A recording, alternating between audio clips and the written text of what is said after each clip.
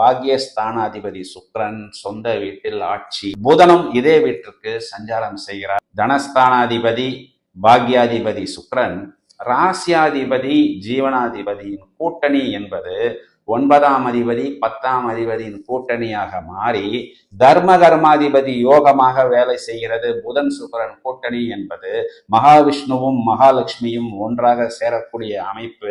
கன்னிராசியை பொறுத்தவரை இது ராசியாதிபதி தனஸ்தானாதிபதியின் சேர்க்கை என்பதனால் இவர்கள் எதிர்பாராத ஒரு மிகப்பெரிய ஜாக்பாட்டாக அமைகிறது என்பது நிதர்சனமான உண்மை. சனி 6ஆம் இடம் என்று சொல்லக்கூடிய சொந்த வீட்டில் ஆட்சியாக இருக்கிறது.